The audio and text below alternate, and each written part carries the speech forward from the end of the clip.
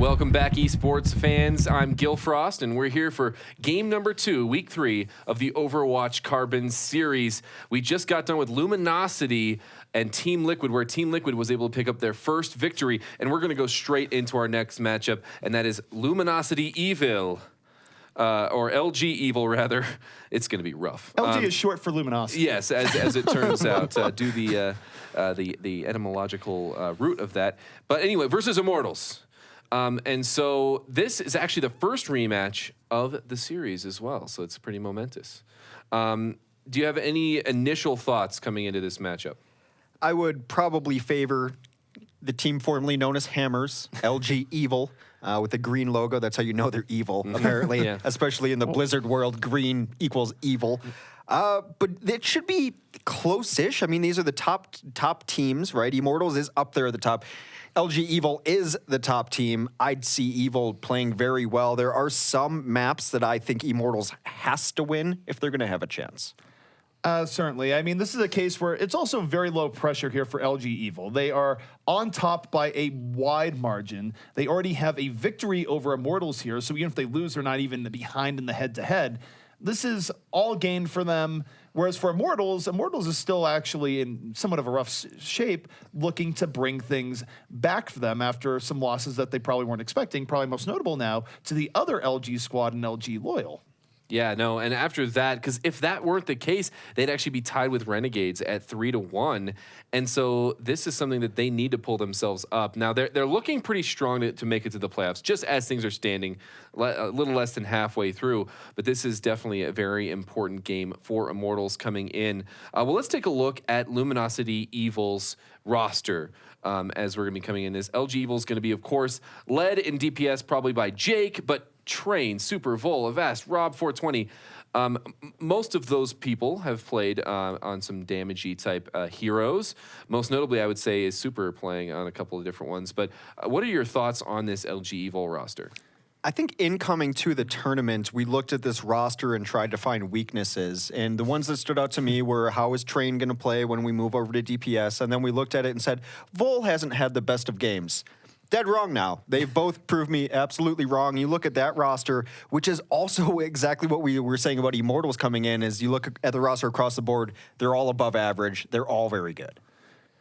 Hammers, of course, now LG Evil, you take a look at their history, they've been very consistent, where at first people thought, maybe they're an aberration going into not the last Overwatch Monthly Melee, but the one before that, where they came out of nowhere. Well, they ended up getting second in that, the only team to do damage to Rogue, and they've been dominant here in the OCS. No losses yet, very few map losses. In fact, the bulk of their map losses come in map 2, where they're not very good on Assault.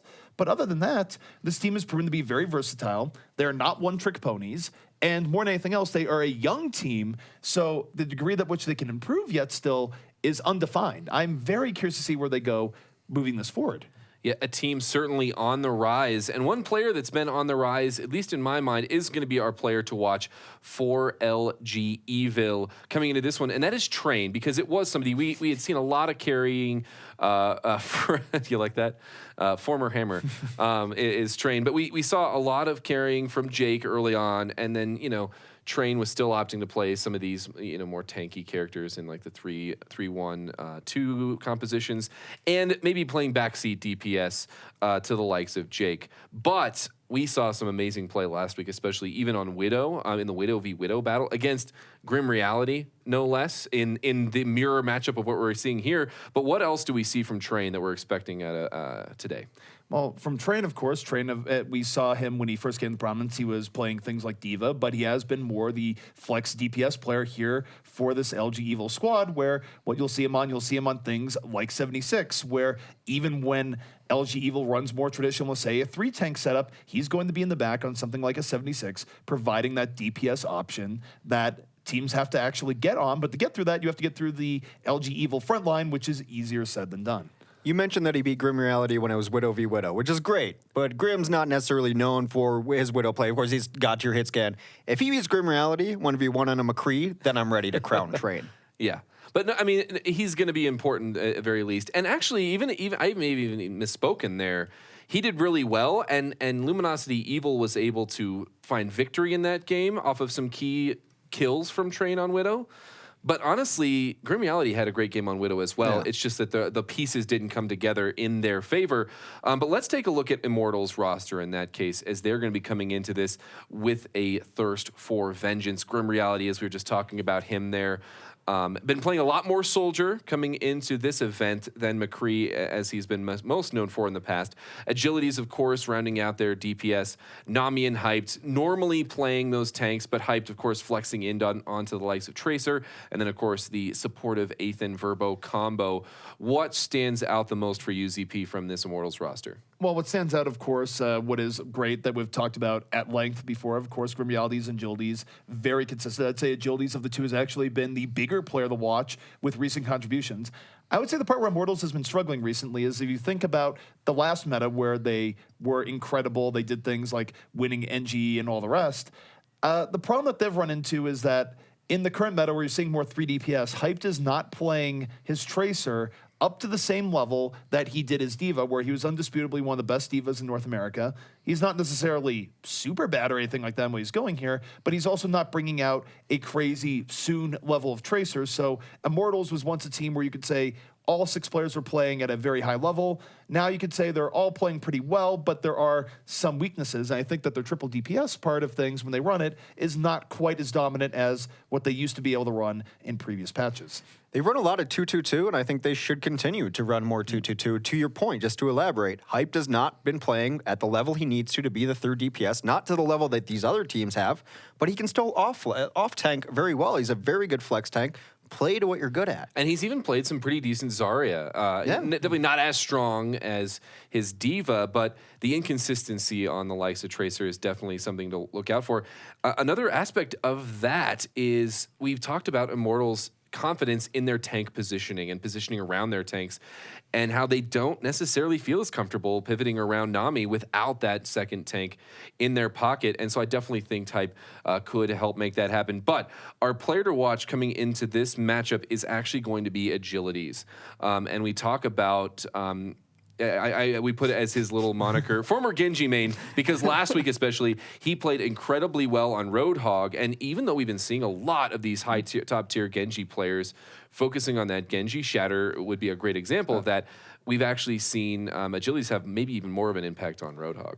Agilities is in a classic love triangle right now, one between a robotic cyber ninja, the other between an asthmatic guy with a chain. So as far as it goes, Agilities, when he first got known, was known for playing a really good Genji. That's how things were. He sort of rose to prominence. And then Roadhog, of course, came into more meta with 4 tank type setup, and we saw Agilities playing very good Roadhog. And then the start of this, we saw him playing more Genji. And yet now, over the last week or so, it's been more Roadhog. So he can't make up his mind between which of the two he wants to play. But of the two, he does play pretty well on both. So either way, Immortals is generally winning, regardless of what Agilities is on. I think a lot of their success tonight will be if he is on the Roadhog, if he can stop the flankers, because this LG Evil team, formerly Hammers, has been running a lot of flankers. They run Genji and Tracer nearly every match, and sometimes they run even more DPS on top of that. I don't think the way to beat this team is hoping that you can out-Genji Jake, because Jake has those giant hero moments, and Agilities does as well. I think the way you beat this team is by hooking Jake and shutting him down. Well, to your point more precisely is that, yes, a hook will shut him down. I think also just focusing on Jake in general, because Jake tends to take more risks on the way he initiates, and we have seen him get shut down his first kill over and over and over again. So it brings to light the idea that maybe you can focus him down a little bit more because he isn't really prioritizing his own safety as much on the deep dives compared to other Genjis that tend to be more evasive. So Jake, I feel like, does have that little bit of Achilles heel where if you kill him early in a fight, you, or at least focus him, he will go down early and you can take the edge there in a 6v5. Well, you know what? Going into this matchup, as we're going to be looking at our first map being Eichenwald, I just wanted to go through the results from their first match, since this is a rematch. So LG Evil was home team first time around, and they picked Hollywood first, and they absolutely dominated on Hollywood. And that's putting it very nicely. And we talked about Immortals struggling on Hollywood in the past. But then we actually did see a draw on Hanamura, and that was actually a pretty big game for Immortals, pulling back momentum. They weren't able to pull it back fully, though, because Ilios, another very close map, went over to LG Evil, And then Gibraltar was a surprise pickup there for Immortals. They played very strong. They played a very aggressive early defense, holding them at spawn for a little bit. And they were able to find victory in that, but they ended up going down 3-1 in this series with King's Row being the final map, going over to LG Evil. So Eichenwald, home team being Immortals, no big surprise here, right? It's where we're finally seeing home team come into it. This is a rematch that we had earlier, and now they get map choice. They're 2-1 on Eichenwald. Essentially across the board, we were looking at some of their stats. They're about 500 on everything, and like obviously they do better on Assault than they do on other things. But Eichenwald is a map they could win, and on Assault, since that is what LG struggles on, that's my most interesting map. After this one, I don't care what the result is of this one. I do, but we'll see. But if they can't win the second map, they're going to be in trouble. Absolutely. I mean, for Immortals, they've made a lot of their money off of Assault maps in terms of getting back in the series, always be able to push out to 4, where they really do like going to Gibraltar if they have the option. But now it will be interesting as we go in here to Eichenwald, because I do think that given the team histories, this does put a bit of pressure on LG Evil to strike fast and win this, because if you go off the map history, they're probably not winning on Anubis or Hanamura or wherever we go to next. No, that is next, and I think generally they will be hoping for a tie at best, but we've seen a lot of draws come from Assault maps. That is neither here nor there. What is here is Eichenwald, the lovely German castle. Well, we are here on Eichenwald, and of course Hammer's doing some of their ritual sacrifice here in the very beginning, offering their bodies to the water gods that might reside beneath this castle. No one really knows. It does look like they get a lot of rain, though, so maybe something's working. Well, something had to happen to turn Hammers evil. As this is Hammers Esports, from now on known as LG Evil, and we talked about a lot of the pressure being on Immortals, but when you get signed by a new org and you get to announce that, you want to come out swinging. So LG still has a lot to play for, a lot of fire in this team. Well, particularly because you have to think that Luminasi did not pay a super cheap price for this. Hammers was not an they weren't an unsigned team. Let's just make that clear. Hammers is an esports org. They just weren't able to meet the salary demands, presumably, of Hammers, and thus they've given them off to breathe freely here as LG Evil. Well, defensively, we do have Vol on that Roadhog, as you see a lot of different compositions coming out of LG Evil, able to play a lot of different things. They're going to put Train on D.Va, a single DPS triple tank setup for the defense. And the defense right now holding this very far back. Hammers, of course, LG Evil now not willing to really go super aggro in this, but they do get Grim Reality early on. Jake able to win that 76v76, and now you got to think the turnabout is going to be in play, where they're going to be pushing back the attackers. And Train on the Nomi, that's about going to seal it here. There's 4 attackers left, but they're already making their way out, or at least trying to. As Train on the D.Va doing quite a bit here. We didn't necessarily expect him to come in as D.Va early. I thought it'd be on, say, a 76, but he's given that up to Jake, and the D.Va actually has caught Immortals a little bit off guard. Well, we had some questions about them switching to DPS, but I will say he was one of the most notable D.Vas in the 4 tank compositions. Both teams running triple tank with a single DPS, and I think early in that fight, Jake being able to win the 1v1 DPS versus Grim really set the stage for the defense to be able to hold. All right, the offense coming back in here once more. Immortals looking for that early hook, but they're not able to get here just yet. Agilities has been rather stymied. Vol coming out here at the whole hog, punishing Nomi immediately, and Nomi, without the help of his team, dies right away, and now offense is getting pushed back. Now, Grim was able to thread one through, takes down Rob. Now there's no healing support here for LG Evil, and you take a look at their health bar in the upper left here, Hex. They're getting poked down heavily. They don't have the healing power that they would otherwise want in this situation. We'll see how this works out. Jake, though, going to try and pull this back. Here comes Attack Visor as Immortals tries to fall through on the ground time. Gets on the 8th and immediately, and this might still work out as Jake picks up 2. That fight on a razor's edge of Agilities almost was able to take down Jake. Some nice patience there from LG Evil. There's a counter Earthshatter, maybe a sleep that went on there. Still trying to get some poke in. Is Jake finally being aggressed upon by the enemy Lucio, but this still has not been very clean for Immortals on the entry as they continue to lose some numbers. 2 ticks down, but not quite decisive yet. Well, they still have to deal with Jake. Jake's been up here doing whatever he wants, and that's usually losing recipe. Either way, though, the nano boost is on the height. He's at 100% charge, and still not able to get on the super effectively. Super able to just space that out just right, and he even gets the return kill on the height. That is a disaster for Immortals. You need more out of your fully charged up Zarya than that. Well, if only the charge could go beyond 100 there, probably would have been about 400% there from Zarya, but as you mentioned, failing to capitalize on it. A lot of individual efforts have won this game so far for the defense of LG Evil, and I say so far, but only a minute left on attack. Not a ton to work with yet. Hyped is close to a Graviton. It is very close to Graviton. Agilities, there's the hook we were looking for. Rob 420 down early on into this fight. Gonna be making this much more difficult here for LG Evil, but Super able to take down Nomi early on. Nomi's died first in most of these fights here. The trend continues, and here comes Vol, turning it back around. The whole hog off the flank, takes down 2 before finally falling, but that might have done enough damage to this Immortals backline that they're not gonna get the point here, Hex. Only 40 seconds remaining. The whole hog was nice, but Super's Earth Shatter really set it up, made it an uncontested whole hog. And this team, when we first saw them, was based off the back of Super's hammer, and it's been no different tonight as having an exceptional Reinhardt performance. Last chance here for Immortals. Agilities picks one off again early on. Sets up team around the 5v6, but there's a nano boost on the Super. Swing the hammer. Will it be enough? There's already 2 more that fall in here for the Evil side of things, and Immortals going to be stopping Evil here in their defense, going to be getting his payload moving. Grim Reality picking up the final bit of fall through here.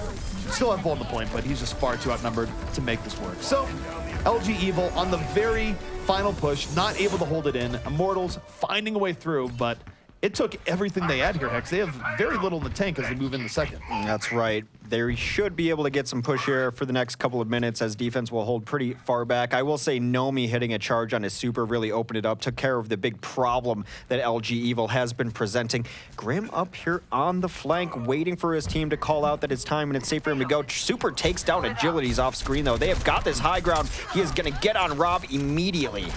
Grim right now off the flank, no one on him at all. But the fight is a little bit spread out. He's still able to take down 2. Vol, of course, fully caught out here. So Grim just picking up the scraps of that fight. But for Immortals, when things have been getting started here again, Hex, I got to point out Agilities, who the last 3 fights has gotten a hook to open things out. In the beginning, LG Evil is doing a good job of avoiding that, but not so much over the last few minutes. Well, that's why we had the Roadhog meta for as long as we did, the ability to completely change the fight with one of those abilities. Grim's still up here, though. It's a great way to punish an aggressive team. As we saw before, he's going to get bullied down, but not before Jake goes down to Agilities. Well, while he's repositioning, he's not doing any damage, and this opens up an opportunity for LG Evil to bring this right back. Vol, whole hog up again, moving in with the rest of his team off that sound barrier. They only pick off 1, so now they need to back up a bit. I will note that the one they pick off, Nomi. Nomi's been getting focused down very heavily by hammers, which means that in this fight, that Immortals are down to tank. They're not able to poke in anywhere near as freely because they don't have that heat in front of them. Well, they try to hook Agilities off of the high ground. They have been in opposition here. Big grab comes in. Graviton comes in. Everyone's on the payload right now, but Train and the rest of LG Evil coming back in from the side flank. They take down 2, and this is going to go from bad to worse here for Immortals. They will be thrown off the point. Have to go all the way back as Train adds in a couple there late. Jake did have to use that tactical visor, and he's going to be looking for the free and cheap kills. Early on, he finds one, but it's his own. Jake falling here. Perhaps an opportunity for Immortals, but Immortals only has 25 seconds here as LG Evil fully in their face right now. They have to worry about getting back on to the point. They can't sit here and brawl this out and fall, able to grab another. This suffocating defense is working out. You see here, of course, Lucio, it's Verbo trying to get onto the point, get this into overtime. He had to sacrifice his life for that, Hex, and now 3 seconds left. It might have been in vain. Well, that's the reason for the aggression. That's why they played so far forward, given that the time bank was there. Vol with another whole hog, and yeah, we mentioned agility as Roadhog, but Vol has been second to none here. Big hold on second there from LG Evil. Very well could have been a hold on first. And I gotta say, the play of Super, very much sublime there, and also still very good use of Diva. I mean, most teams have given up on running Diva, including Immortals, right, who used to be known for great Diva play. And Train is sitting here going, well, I could play 76, but I'm still gonna run Diva. No one is stopping Immortals from running Diva. Let me just say, it's not the rule set that Hyped can't run Diva. It wasn't an unfair advantage. At any time, he is allowed to run Diva. He's run it a couple times this tournament and has played pretty well on it. His Zarya was okay, but I think Train proving it's still a viable hero.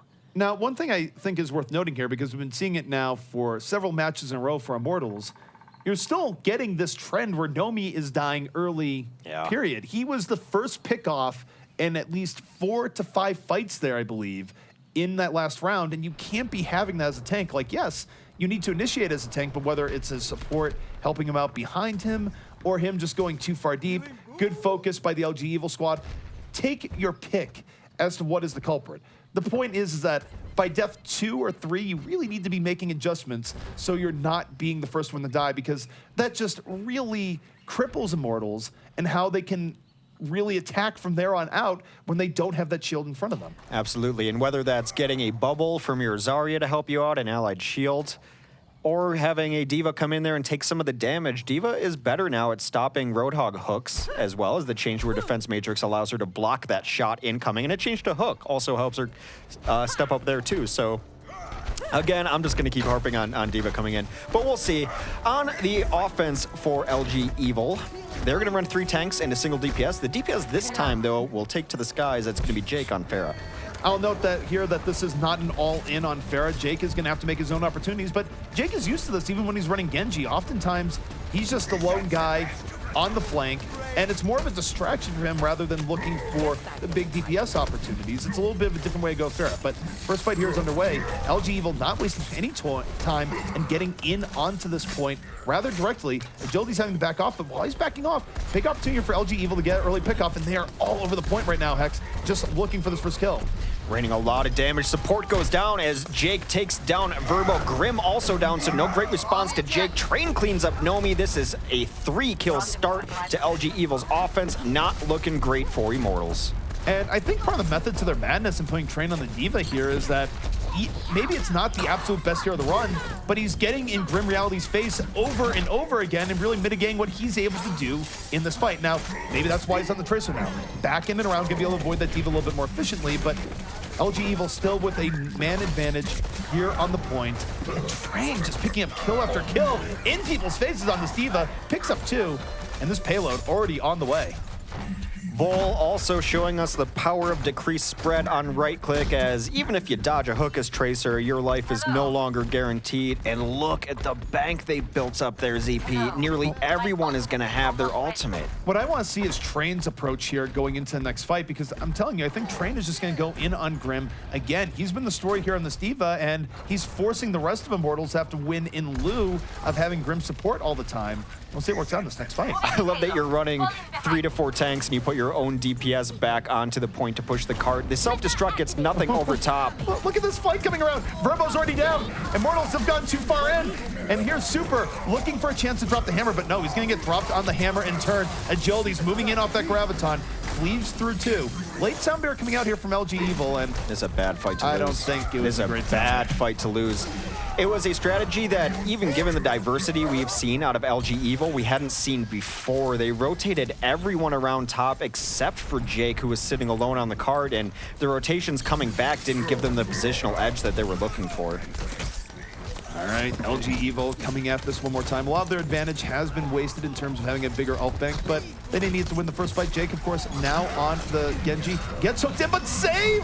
The save from Vol stops Agilities from finishing his plate there, and suddenly there's opportunity. Ethan already out of this fight. Grim Reality still threat into the top. Has Tac Visor, might have to use it to pull this back. How much of a hero can Grim be? Not that much, as Jake gets a finishing blow, and this payload starting to get some real momentum. Well, Nomi tried to drop the Earthshatter there, was interrupted during it, so that can be a good thing for him, as he will have it for this next fight. But it has been Jake all over these tanks, finishing up all of the kills there. They are going to have a lot of stuff to work with as Immortal, but that high ground will not be one of them, as they have prioritized it. Here we go, potentially final fight here underway. Hype holding on to that Graviton. Getting the Earthshatter from Super! They can't get on the cart! Everyone's knocked down! I give that more of a pass. The Earthshatter is what set that up. It's fine. That's totally okay. It's not like they weren't trying to stay on the card. But the takeaway there is that LG Evil, in their first game as LG Evil, the artist formerly known as Hammers Esports, are able to take Eichenwald relatively decisively over this Immortal squad. Immortals map pick, and it's good to see Super back in this play of the match vignette, as he was what was always the standout when they were running 4 tanks. And I don't think he knows he has a shield. Someone should let him know. I mean, why do you need a shield hex when you have a rocket hammer? Think about that. It's not just a hammer. There's actually a rocket in it. So think about the strength it requires. He's not actually swinging it. He's holding it back from flying out of his hands. Very true. This is pretty next level analysis as far as hammer analysis goes. Well, when you're talking about the team formerly known as Hammers Esports, it requires you take your knowledge of hammers in general up to another level. They're definitely taking their hammer knowledge and it's using it in some pretty evil ways, I would say, as they were able to find victory on Eichenwald. And yeah, that was IMT's map. We talked about that this is not the place we expected them to win, but if they were going to win on any of these assault maps, if I was a betting man, I'd say they needed to win on Eichenwald. So we're coming into the second map. IMT is going to have another option of picking here. So what are we expecting as far as map selection? I would say Anubis. They're undefeated on Assault, but Anubis is very clearly LG Evil's worst Assault map. It's the only map they've lost. They tied twice on Hanamura, but LG Evil has yet to win an Assault map. So if Immortals can't beat them here, they're in trouble.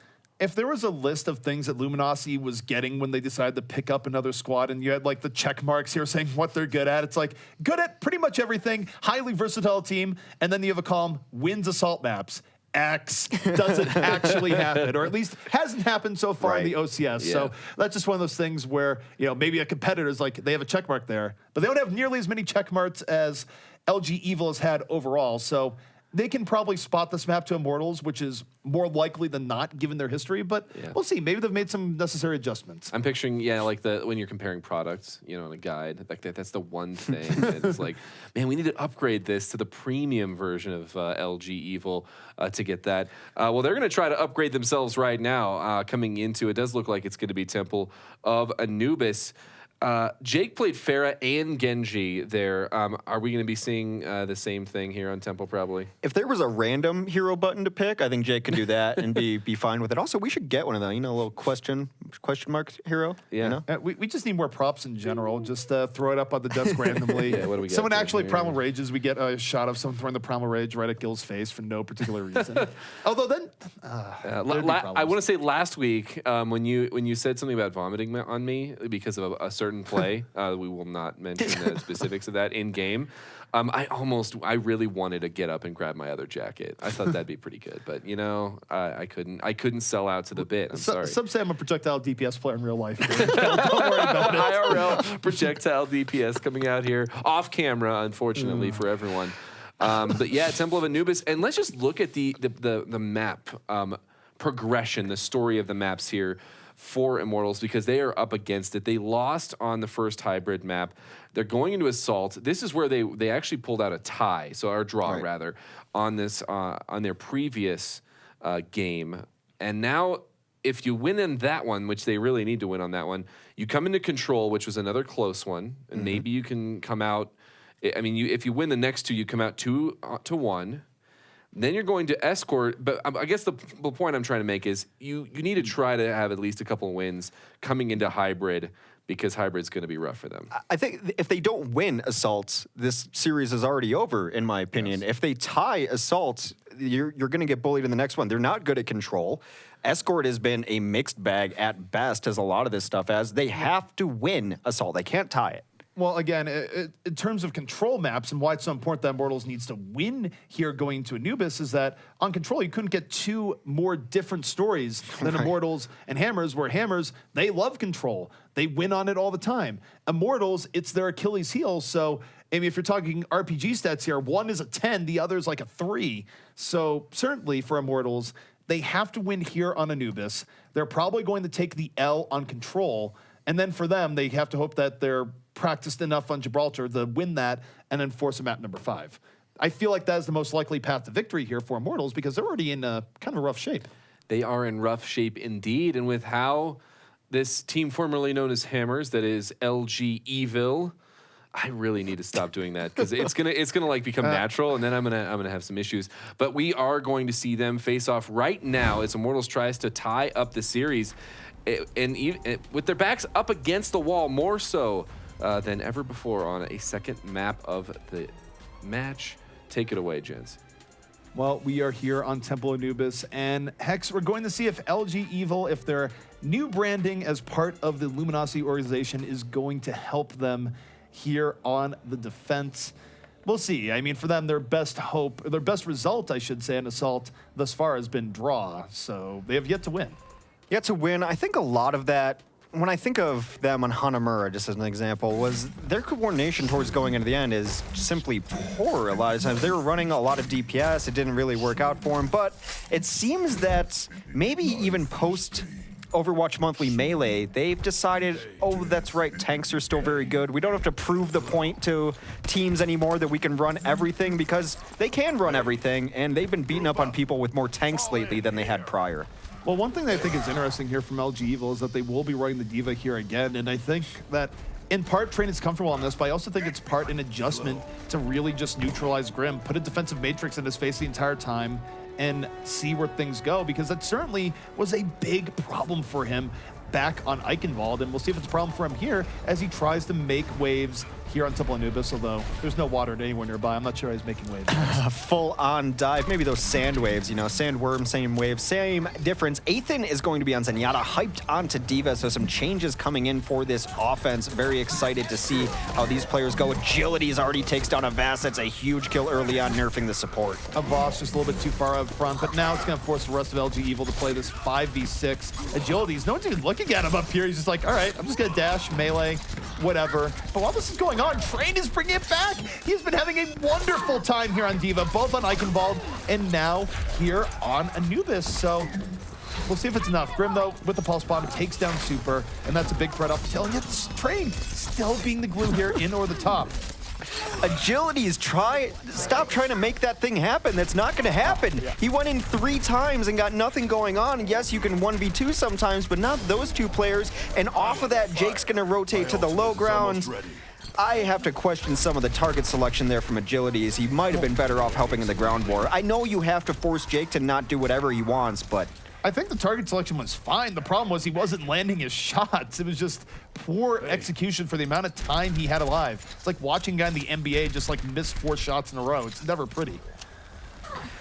in my case, those are usually free throws that I miss in a row, and usually at a carnival. Jake comes in, tack visor going on. Nano visor in on this fight. Hype, though, gonna be neutralizing a lot of it there. Ends up giving him his mech for the cause, and still, he's able to pick off effectively, too, between the mech and the support kill, and Jake finds 3 anyways, so Hype is trying to neutralize him that entire time there, Hexen. Still kind of failed. Jake the Unkillable continues his reign of targets. 4 kills during that. Just elimination after elimination. Super's going to come in, take down Hype. So far, this offense has found no purchase. Perhaps Agilities can pull it back. He will have Dragon Blade up, but not able to take down these targets. The only squishy he's got is Jake, but Jake's got Rob in his pocket. Well, for Agilities, he has been the man of miracles, probably the most consistent DPS that Immortals has had. There's times that Jake going down already. Golden opportunity. Gonna get the Bionade early on, though, so can't really rely on healing. But still, a lot of momentum here for Immortals as they roll right in. Agilities, though, under pressure, gets too far into the building, ends up getting taken down, but the rest of it going the way of Immortals. Nomi juggling people inside the building, even a self-destruct for good measure. D.Va on D.Va violence, and this should be Immortals' point, but LG Evil able to find more time in defense there than expected. A minute 20 on the clock as Immortals is going to get this.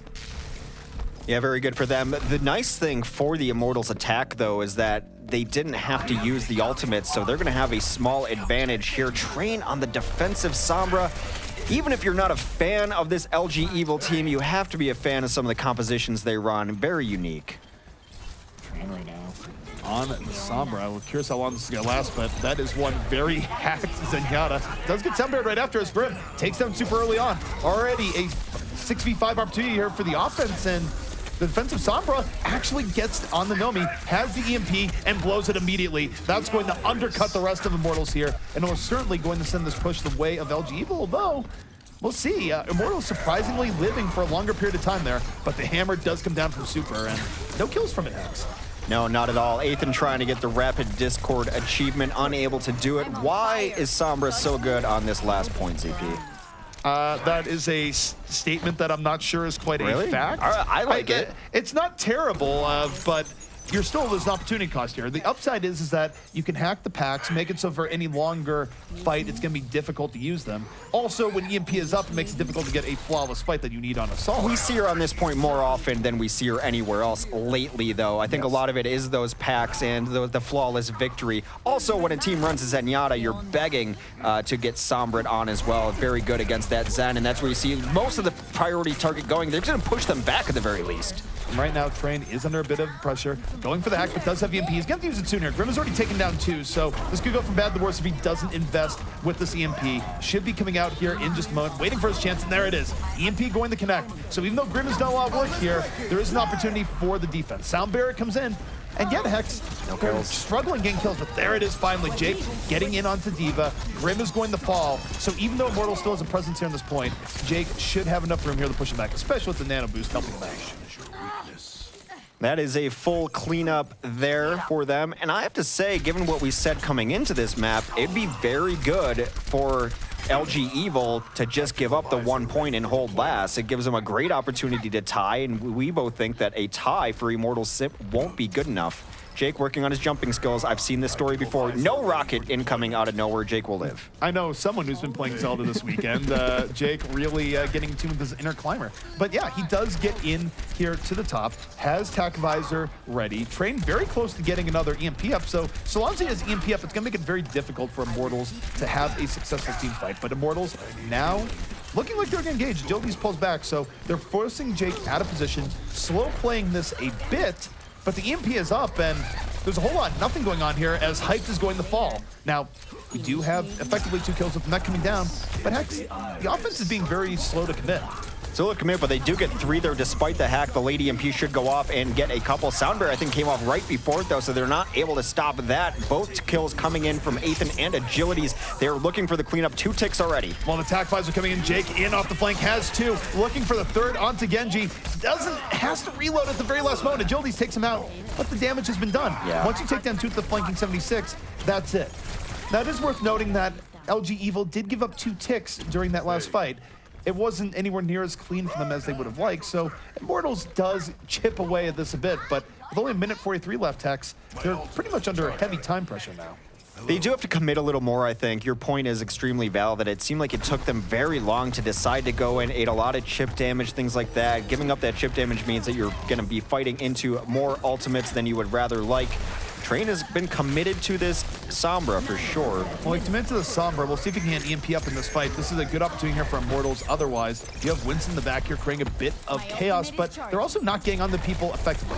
Vol, self-destruct might be coming out here. Sound Bear is in from LG Evil. They already take down 2, so this is going to be all they need for this fight. And this might be pretty rough here for Immortals. They have 1 final fight left, and they're going to be doing it against EMP. Not a great situation. Verbo's been targeted early on, and one of the reasons for that is there are no packs for you to get. If you take out Verbo, that is the majority of healing on Immortals, as they've been running a Zenyatta most of the game. Zenyatta can be great, very good at doing damage, not so great at keeping a whole team alive. Final fight here, potentially on the way. They're going to have to deal with both EMP and self-destruct. That's one of the first combos we saw with Sombra here, and there's no reason to think that would not be effective in this case. That's why Train is in over the top. No, he hacked. Perfect. Oh no! He gets caught out of guard here at Jildy's with a crucial pickoff. The door is open here for Immortals here, Hex. You can see the self-destruct coming from the back. It fails. Immortals now with the best opportunity they're going to get. They have 1 kill early on the start of this fight. Jake trying to turn off the attack visor. Does not happen, and Agilities might have just taken this in. It's a very late EMP coming out here, but the damage has been done. Immortals likely now to finish out Anubis at the last moment. Well, the changes in Assault might do that. They only got 1 kill, unable to get back on the points. And Immortals will finish out Anubis, and they had to. They absolutely had to. Well, the key point there is that Train got caught unawares. If Train was just simply alive and was able to drop an EMP there, that fight probably goes the way of LG Evil, but instead, Agility's finding a way to take him out early on, catches him from the flank, and sets up that 6v5 opportunity. Very big. Yeah, so right now, the plate has been set for Immortals to be able to win the map. And as we can't say it even more, this is a must-win map for them. All they have to do is prevent LG Evil from completing both points, which, as we've seen lately on this map especially, very, very possible.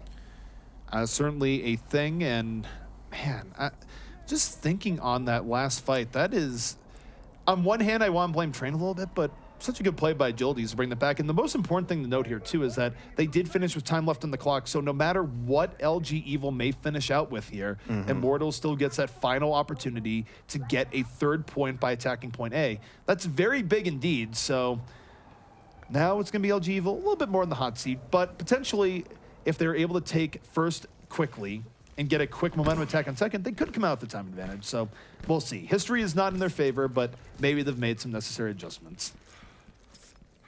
Immortals is going to run a 2-2-2 defense for the moment. No, Agility is going to switch off, going full-on dive defense with the supplementing fire of Grim Reality, who will very likely be on the high ground as that Soldier 76. We've seen the spot for Soldier 76 on this map. That's where every single one sets up. Be interesting if Jake comes out here on the McCree. It'd be the first cowboy we've seen all night. It has been a relatively cowboy-less day here thus far, but perhaps it is high noon. Hard to tell because we're in a totally lightless studio aside from the lights that are in front of us, so who knows? But yeah, I'm curious to see what Jake does here on this McCree. Certainly has to be in response to Agilities. Well, he tries to get a shot right there early on onto Hyped, and he does end up taking down Hype with a flashbang headshot combo and a quality hello there. Hyped, just far too aggro for his own good, did not respect Jake, paid the price for it as Nomi falls immediately, was out on an island as own as Winston. And this is already looking like a very fast take here from LG Evil. And where to start there? Whether the Tracer pickoff or Hyped was too far in, to Nomi just being on his own, just Immortals not playing that very well at all. Jake also battle rolled off a canopy to get 8th in there. He does finally go down as Agilities comes back in. Some nice stall that happened there over top as the Lucio did come in to stall. They get 2 kills. Agilities and Hype combined for 2, but I have to think that they will not be able to personally bring this back. We might see a very aggressive Dragon Blade from Agilities as he might have to go hero mode, but the kills keep coming for LG Evil. I think the stall is very foolish. Yeah. And the reason being is that you have now given ultimate power to the other side here. And now who knows what's going to happen to you on the revenge. Agilities does have Dragon Blade, which is very good for holding. And I guess Grim is going to get attacked by it, so it's not as bad as you might think. But that could have gone much worse here for Immortals, as we do see LG Evil trying to take advantage here. They don't have as much of an edge, but Electric Cowboy suddenly, and Nomi just gets melted. Fans for days. 3 quick kills here from the side of LG Evil, and this is a strike that Immortals was not expecting. Suddenly, it's LG Evil on the verge of winning their first assault map. This is huge. That's absolutely enormous. They are going to get so many shots. This McCree has just been living in the Diva Shield. He's spent all day there. They do take that in blazing fast fashion, ZP. What did we just see? We just saw a cowboy melt a German man in armor is what we saw. That was brutal. The nano boost, flashbang, fan roll, fan, goodbye Nomi. Continues to be a rough day for Nomi overall, but I cannot hold that one against him. That was excellent play there by Jake to set that up. And I mean, across the board, very good play from LG Evil. Some key mistakes by Immortals, but I loved that last initiation. Whew. I mean, it was a good day for McCree. I hadn't seen some McCree in a bit. That was something. There was stuff that we barely got to see after his first kill. He did this awesome battle roll across the canvas to take out. I mean, it was as Indiana Jones as it gets, and what better map for it? Well, I'd say Dorado's a better map. Hollywood, second, a much better map. If we're The going, original Indiana Jones, he's definitely more desert. I guess it's more desert. We're going full Indiana Jones. Even like the third Indiana Jones. Did you just like the one where he started out in the fridge? Is that the one? You're a fan of Indiana Jones 4? Oh, why was that even a movie? I don't understand. Although I do know that if there's ever a nuclear weapon strike nearby, I just have to get into a fridge and all will be well. Well, an old-timey fridge at that. They don't make them like they used to, which is good. They don't line as many things with lead anymore. Probably good for everyone involved, but that is about as fast as you will see. Temple of Anu is taken for both points. We have a dive offense with a Zenyatta. Again, got to be very careful. Dodges the early hook. Defensively, it's just going to be Jake on the high ground and a bunch of tanks. Well, for LG, this is a big moment here. If they can hold this off, their path to victory almost assured. for Immortals, about as high stakes as it gets. They need Anubis to win the series effectively, if you look at map history. So first fight here, 5v5 between the two agilities. Again, we've seen this before where he has all sorts of run back, but this time able to connect. Rob 420 not going to be immortal. Agilities, though, pays for it with his life, but Immortals definitely swing this more in their favor. Grim is still up and around onto the point. Height is in here, so it is looking like Immortals will get an attempt at B here because odds are pretty high they're going to take A in just a few short moments. Some nice cleanup there from Grim onto Jake, so not what we saw earlier. Definitely a much quicker take. Gonna have a pulse bomb available, but more importantly, Grim scouted that Diva up over top, which is pretty nice. But in turn, they will be scouted by that Diva. A little bit split up right now as Grim Reality waiting for a pulse bomb. He's waiting for the pulse bomb, but Immortals, they need the strike while the iron is hot. Grim coming in, looking for the pulse bomb stick. Did he get it? Nope. No, he does not get the stick. Still moving on to a point with the Transcendence. No kills coming out of this. LG Evil actually backing out a little bit, letting that expire. They get on the 8th, and here we go. Agilities pulls out the blade, doesn't get much of anything for it. Jake getting necessary cleanup, and that should be it here, Hex, where LG Evil will hold here on point B. And now the victory conditions are interesting because they only have to take point A after 7 minutes to get a draw, and they have to take, point B to get the win, but they have a lot of time to get point B for another rotation. What would you call it if they failed to get point A in 7 minutes? Well, that's one of those things where I would say that right now their icon is a green luminosity logo. I think you'd have to somehow get bird imagery onto that logo. Something, a falcon perhaps?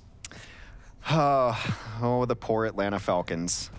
I'm just glad that you didn't knock Liquid again. I was setting you up for it. Liquid won earlier today. Listen, we can be hard on teams that have struggled, but Liquid can be very happy with their win earlier today. But Atlanta, they're going to have to hold that for like 3 decades, however long. Well, here's the good thing, though, that Immortals was able to take first point. That was pivotal because there's no way you're holding first point for 7 minutes. For the most part, I don't think I've ever seen it happen, and I've seen a few games of Overwatch in my time.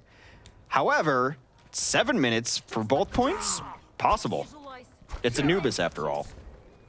It is possible for both points. Effectively, LG is getting a second attempt here at Anubis, down only 1 minute, since the total time you have normally is actually down 30 seconds, because if they take point A, they get another 30, so effectively, it's all reset here for LG.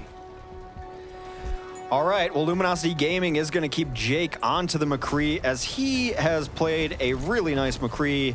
It's just been Jake doing whatever he wants, and then they're running triple tank. Train's been on Diva most of the evening. Vol's been on the Roadhog as well, but that is an early hook on a Jake. That's one way to get rid of a problem. Ethan trades his life, though. Well, when McCree says it's high noon, he's not expecting his body being lifted high into the air. However, Immortals, off of that hook, able to push back in LG Evil, though they lose Nomi again. Nomi going too far out, and now they're going to be without a Reinhardt for the next fight. Respawn's coming in a little bit sooner. What is Grim doing? Why is Grim out here? This is not a good sightseeing tour. That is definitely an unforced error there to some extent, and now a big opportunity for LG Evil to at least force a draw at a minimum, perhaps more, as they take a more dominating presence here on this point. Jake really likes his hathers. They do get up top. Takedown agility is for the cost of a Diva mech. You'll take that. Electric Cowboy incoming. Here comes Jake into the backline once more. This gunslinger's loaded. Not able to finish off Ethan immediately, but does get it towards the end. Damage has been done. Point A now, almost assuredly going to go the way of LG Evil. And Hex, they're going to have about 6 minutes and 15 seconds to move into last as Jake continues his assault. He's been so consistent with that flashbang over the shield. Of course, something we used to see in the very early days of Overwatch. A lot more McCree was a bit stronger and a bit more often played, but to hit that perfectly the times he has been great. Grim has to go on to his own McCree. This is what I wanted to see. Grim v Jake, McCree v McCree. It only took another McCree to alert Grim to the ability, or to the idea that he can also play McCree. Of course, one of the best McCrees in the game, so it's been weird that Immortals has been off of it. But Jake, in over the top, another headshot striking Zarya there, and it is the highest of noons. He's on the high ground, looking for skulls anywhere. Not going to get him. Does fall to Grim Reality instead, so ambitious. Interesting. As we work our way through caster terminology, interesting and ambitious. What the result ends up being is 5 kills, but not the biggest of deals as this clock is going to be going on for quite a while. It looked like they attempted a D.Va stagger. They're just going to leave her alive, which is good enough. Here comes the Bunny Blaster shots. Just going to have to wait a bit as Train, that D.Va remake, does charge up pretty quickly. Ult advantage is in Immortals. 5 minutes left for LG Evil, who is now playing with house money. Worst case scenario is a tie. Well, knowing that for LG Evil, I'd really want them to save ults here and just drain out some of what we see on the 7 Immortals, but I think they're going to go for it. Yeah. I think they're going to go for the self-destruct in or the top. They almost have a nano boost as well, so they have a decent opportunity. Oh, they don't get the Earth Share off in time. Reinhardt interrupted as he goes for it, and suddenly Nomi going the fall. It's Deadeye coming out here from Grim. Does not connect as Jake now pushing the point, and there's the Earth Share coming in. A beautiful Earth Share from Super. Gonna knock down 3. More disruption onto the back, and LG Evil on the verge of winning through Anubis a second time here for a total of 4 points. They're very close here, Vex. Nomi's now out in no man's land. He's getting hit from behind by the hammer, although here comes a boop onto Jake, takes him down. That is a lot of their killing power now down. 2 ticks have already been accomplished, so regardless of if they're able to close out an effective fight for LG Evil, it does seem like the kills coming in now are enough for Immortals to hold.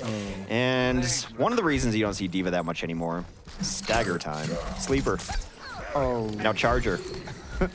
Bop it. Yeah, Twist it. Yeah, I was exactly what I was thinking. It's like, bop it. I was like, I'm glad we're on the same page here. Except if Bop It was played with D.Va screams, then yes. Well, Train does go down late. They're getting very aggressive here. I'm not sure how much I like this so far back. They will get the kills that they need, but using ults defensively when you have to hold for another 330, and now the kills are coming back the other direction to go down for Immortals. Have to be careful not lose anything more. I think this is okay here for Immortals. They should be reset up. The question is if Nomi is back, he was the last one to die. Should be back onto the point here in just a moment. So, yeah, they didn't lose anything from that, although it might have been a little bit worse. But here comes LG Evil again. Nano boost in onto Vol. That's going to be the whole hog, clearing space. The counter graviton in from the defense, but gets nothing. There's no fall through because of the whole hog. Vol countering that pretty effectively. 4-1 in favor of LG Evil, and Immortals not even able to maintain control on the point.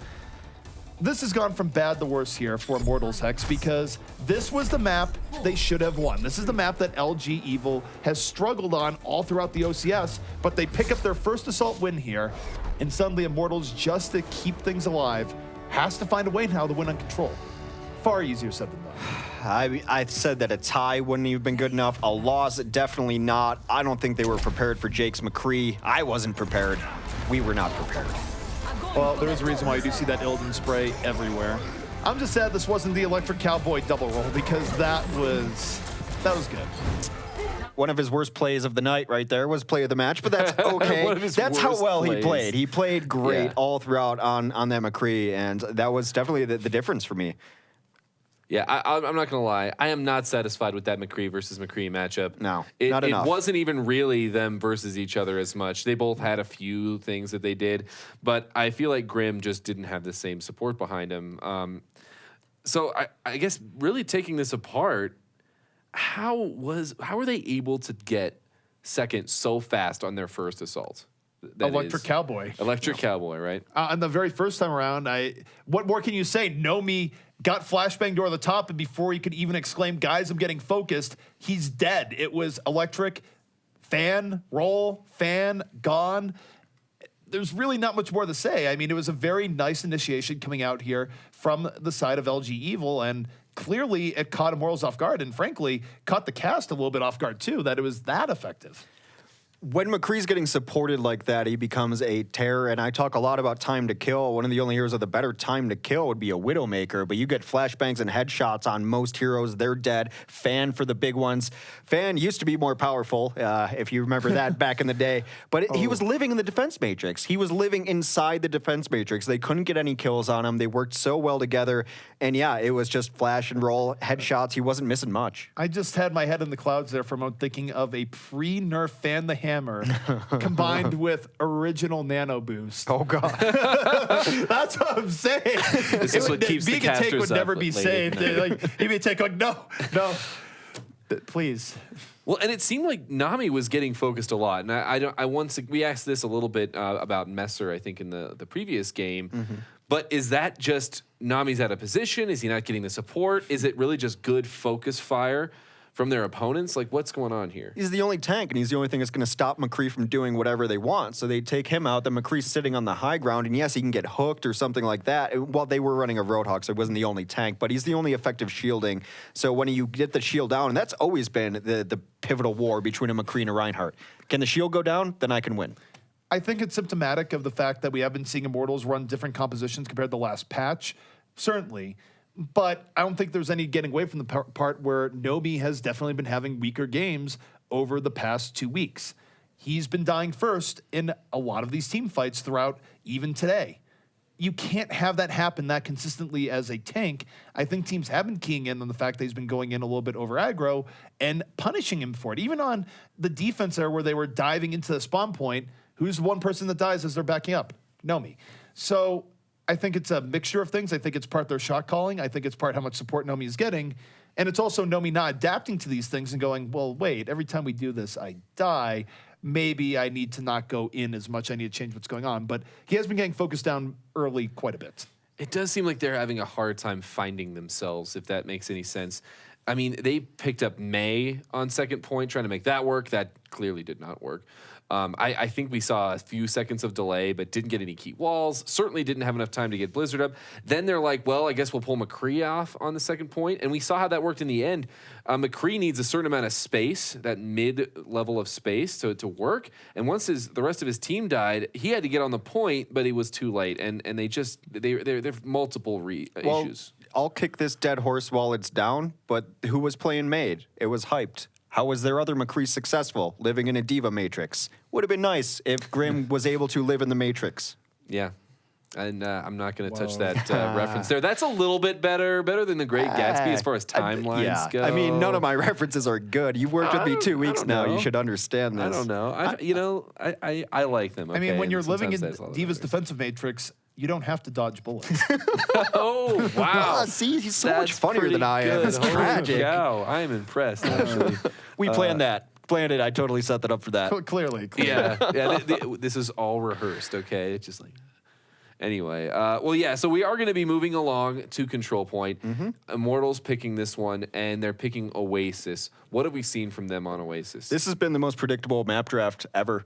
Oasis, Seriously? Yeah, and it should actually worry them that if we're picking it up, other teams are obviously picking it up. Oasis is the only control map they've ever won, period, in this tournament. But yeah.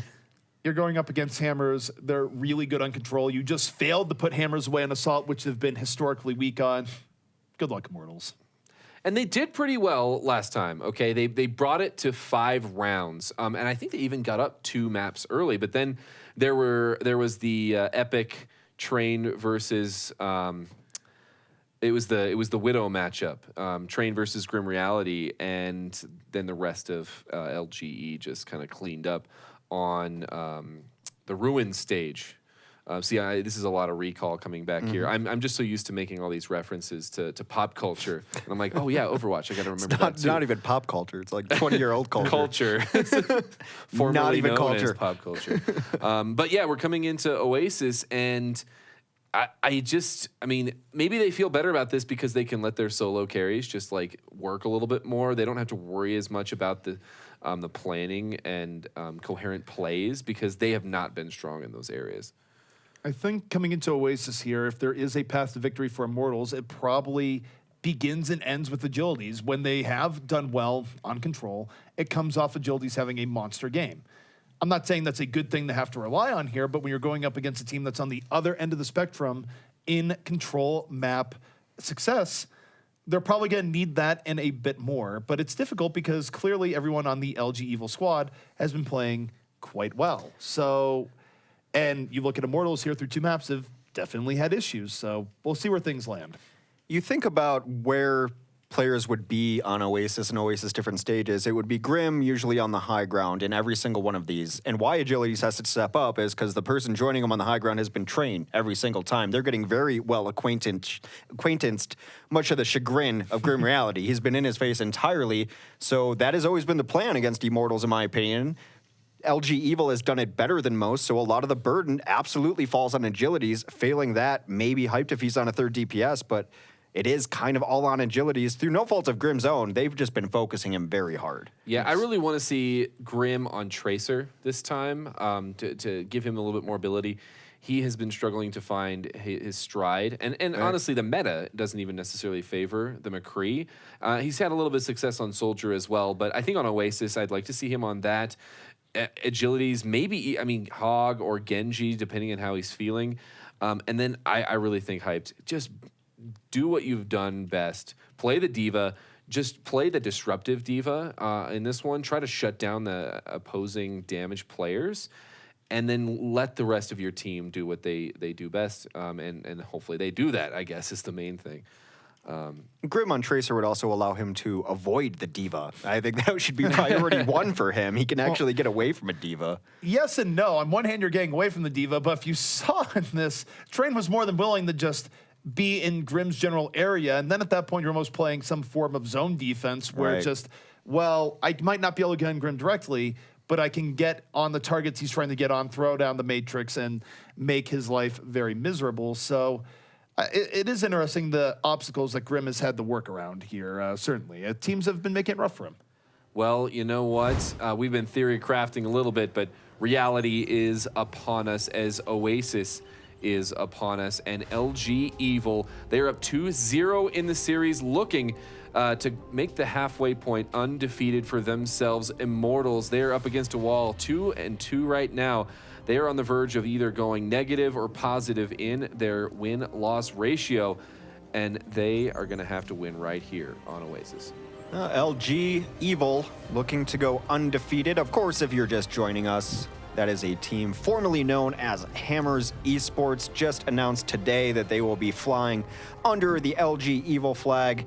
Looking very good, looking to 3-0 Immortals, which if you would have told me that 2 weeks ago, I would have not necessarily believed it, but that's how good Hammers, now LG Evil, has been. And they're only getting better, which should frighten teams. They were going to name them LG Hammer, but then they realized that might put them too close to MC Hammer, who, as we all know, is a one-hit wonder. So you don't want that to be your esports team.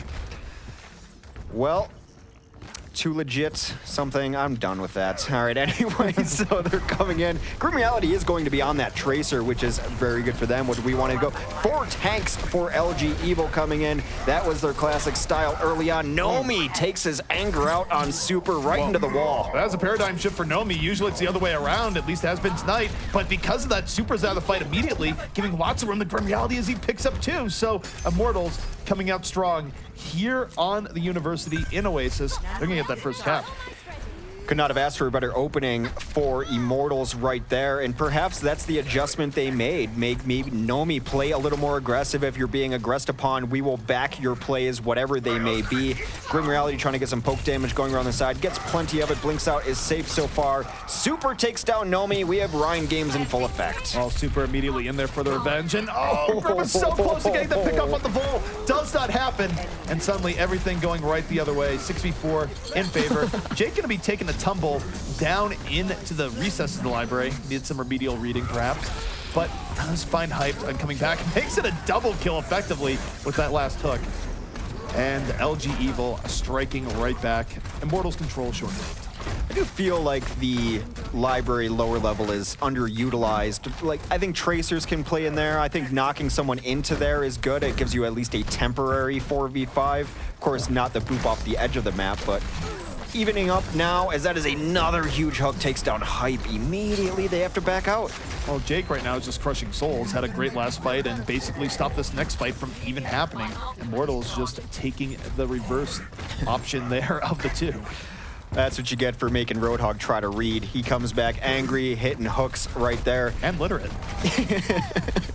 Angry and literate, the worst combination of things to be. Grim is up top and trying to get some poke done. Still, the initiation has not quite been there. Nomi steps in, then backs out. Wholehog is forced out, though. He's going to try to come around into that grab, getting damage done, but that's a nice Earthshatter in response. Nomi's Earthshatter going to keep everyone alive in the Graviton, but the fight is not over yet. 5v5 here in the back. Train going to fall early on as Nomi picks up 2. The Nano Boost doing its duty here and supporting him through. A much better round here for Nomi thus far, and yet Bull still on this point, not going to be able to live for too long, but at least will stall things up. And no, he gets healed by Ana. It is Rob 420 coming back into this fight. He keeps full up. Is he going to live? He does live. He gets to the back line. That is ridiculous. And as a result, LG Evil maintains control of this point. Horrifying, and now he's back looking for vengeance as Ghostbusters continue to battle each other. Train's getting very low, but Jake takes down Grim in this fight. Now back and forth as Agility is able to equalize that. They all hit nades. This has been the Zarya show. A huge grab goes off. Well, the Graviton, that is decisive. The Graviton just cleaving through everyone. Nomi there at the follow-through. Hyped, coming alive, but for the side of Immortals, they really should have had that earlier, Hex. Should have had it earlier, and it's going to mean that the next fight that LG Evil wins, if they win another fight, will very likely be the stage. However, this stage gets very brawly at times, so difficult to find decisive. Another big hook, but the bubble is going to save. A counter grab in right now, not necessarily clean up. Everyone is out of it. Very, very back and forth, 4v4 right now. Well, it is 4v4 in this fight, Jake. Pretty poked down here. In fact, most of LG Evil pretty low, so the odds of them retaking this, somewhat rough. Everyone on Immortals, by comparison, very much healed up, so LG Evil gonna have to back out. They'll still get another good attempt at this one. Assuming that they disengage in some way. They carried that on way too long. It's a map that teams seem to dislike disengaging from. Suppose once you're in the university, you would like to stay there. Jake trying to get some poke damage in. He will wait for the rest of his team. The last fight of this stage, very likely incoming. Nomi's got Earth Shatter. Timing's very important here. This is where LG Evil, they might not know it, but they only have a small window before Graviton is out, and a Big Bang is going to be on the menu. So they need to get pickoff immediately here into this fight. Jake, Dragon Blade coming in here, but the Graviton is in from Immortals. Will it do enough? They don't have the immediate fall through there. Jake is already taken down too, so this is going to be very close in the end. But Agilities and Grim still up and alive. They're going to murder Jake right where he stands. And Immortals pulling things back here on the university, taking round number 1 away from LG Evil. Grim had a great round, also hyped, playing his Zarya very well there, which is a question we had. He had a great Zarya round. I mean, for me, my focus is simply Nomi. We talked about it pretty actively going into it, but Nomi's had some rough showings, all in all. But that was a much stronger round for him. Started out by taking out Super, had good plays, had a great Earth Shadow to stop Graviton from winning the round outright. So, yes, I did like what we saw from Nomi there.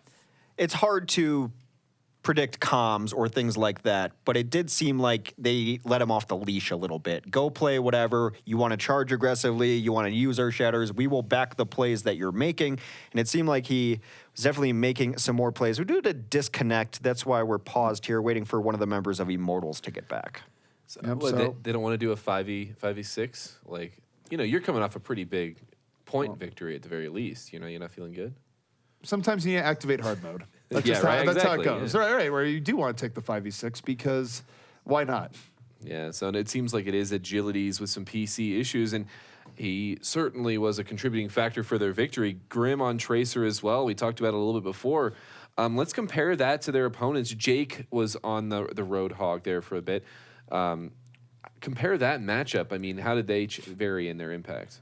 I actually don't really agree with Jake swapping off the Roadhog. I thought it started out pretty strong there, and the Genji had less effect. I think they didn't leave him on the Roadhog nearly long enough. I don't necessarily know who his targets were supposed to be when he did switch over to the Genji. They're not running a very squishy composition. I suppose Athen, but of all the supports, I'd try to 1v1. Ana, first of all, wouldn't be one of them. Athen on Ana definitely would not be one of them. Yeah, but in looking at this Immortals team, just on that one point, because there's still plenty of Oasis left to be played, I'm wondering, why aren't these scrappy fights working out for them on other maps? You know, they are looking very strong in these segmented, high-velocity fights, and yet they're just struggling on these other points and other maps in similar circumstances. Don't forget that Control, though, has high variance as well, and if you take a look at the totality of that map, overall, LG Evil was in the driver's seat for longer than Immortals were. Immortals were able to bring it back. It was a better showing for them. I'm not convinced that that really is proof that they're better on Oasis than other things. I mean, I think that worked out. I think that's too close to say that they defeated their demons. I mean, it's great that they got the round victory there, but we've seen LG Evil crush hopes and dreams and Control before. Yeah, well, and honestly, I think if I'm looking back, Immortals has had strong early showing on control point maps. I think they probably have won almost every single of the first points, and multiple times they've gone to and then reverse swept in these series. So it's certainly not in the bag, although it's a good start for them. But the only other thing I think we should talk about is, actually, you know, we'll talk about it later. Build up that suspense. I'll let you guys take it away again. Well, we are back in here on Oasis. Next stage going to be on the way. Hex, you know what makes me sad? We still have yet to see someone get run over by a car in an official competitive game. I guess we all have our hopes and dreams, EP, and you want to see someone get chucked by a car. Only in video games, unlike what some people think about people playing Pokemon Go. Well, you know, some people get what they deserve, ZP, is all I will say. Jake is going to be on the Pharah instead for this LG Evil team. And just to set up the stakes here, we talked about Immortals only having won one control map. LG Evil undefeated on control, so it would be a huge victory just morally for Immortals. Well, Vol immediately taking on Grim, but Nomi again getting the better of Super. This has been a key matchup difference here thus far, and it has not been switching. Jake now gonna have to try and bring this back, but Agility's instead bringing him to the floor, introducing him to Terra Firma, as it were. And Immortals, despite losing Grim early on, off the play of Agilities, they're going to take this rather quickly. That was very one-sided for a control map. Able to flip that very early on. I wonder when changes are going to come in just based on how bad that fight looked positioning-wise and otherwise for LG. LG is capable of running 4 DPS. They're capable of running nearly anything, but they're staying on this for the moment. Little too early to give up alt charges. Well, they're moving in once more, but Agility's already with the whole hog, going to be clearly interfering with this push, knocking everyone back. Rob 420 lucky to leave with his life as Nomi charges in, ends up picking up 2, and something just fell on the floor, but Hex, take it away. Something did fall. It might have been part of your microphone. You know, we do put that equipment through its paces here in our aggressive casting style. But this has been all Immortals thus far. Grim Reality has his Pulse Bomb, and Hyped is going to have Graviton up too. So the moment they try to push through, unless Train hits a great defense matrix, they're going to be a very susceptible Big Bang. But here goes Nomi again. Nomi diving right in. Agilities with his backup, this 1-2 tank combo, but Agility's a little bit far out. Meanwhile, Justice raining from Jake. Doesn't do a whole lot, but will zone people out at least a little bit. LG Evil coming back in. Over the top, Jake looking for positioning here. One rocket directly to the dome, looking for another as Ethan bites the dust. Train also opened the door for him there too, as they will take control for the first time on this stage. 67% already in the bank for Immortals. Immortals, as I mentioned there in that last fight, we're gonna have Graviton up. They did not use it, but that is all they've got to work with here. This can be a very difficult stage to take back once you've lost control. It's also a difficult stage to get a really good Graviton on because of how people use the verticality and other aspects allowed to them. And Jake right now, more than willing, just coming over the back, looking for Ana. 1 rocket, 2 rocket. Does not actually get on the Ethan there. Ethan able to get away at the very end. And there's the Graviton Hyped is looking for. Pulls in 2, but it's going to be met with the sound barrier. Both teams dropping the beat as Jake just looking for a target here. Coming up a little bit dry, but meanwhile, this is still time that LG Evil's controlled the point, Hacks. They've never been comfortable going in because of all the pressure put on the supports in the backline. Speaking of that pressure, Rob goes down to Grim. Grim also takes down a Vast. No supports alive for LG Evil. LG Evil gonna have to stay on here with grit, determination, and a little bit of Roadhog special something, whatever you want to call it. Jake still coming in off the flank, so despite being down supports, they're able to keep the zone relatively out, Hex, and they're about to even things up, 67 to 67. He's been playing very far away from those hooks since Agility's caught him early on, and now he's found a little perch that doesn't even require him to use fuel up there. That is going to be a barrage, and that is going to be a hook. Able to get out, though, gets boosted to stay alive. The nano boost keeps Jake in it, and Nano Fair, I'm surprised I don't see it more, but he's in on the back, landing good rockets from behind, being a distraction. While this is going on, 5v5 on the point. Rob 420 has died, though, so the healing for LG Evil going to be less. And Nomi picks up 3. This has clearly been a different Nomi here thus far here, Hex, but might be too little too late in a sense, because even if they win this fight, which is not guaranteed as Train is bringing it right back, they're going to be up against 99%. Very true. Vol will go down. Train also not long for this world, as they might even try to stagger him, though Agilities finds himself at the business end of Super's hammer, still at 99%. And it does seem like, wow, that is a huge rocket, takes down Ethan. Ethan, yeah, they want to fight this. Ethan tried to jump over that, did not quite work out in his favor. 4v4 right now on the point. Jake, though, no pressure on him, looking for another support. Adds it to his tally. Down goes Verbo.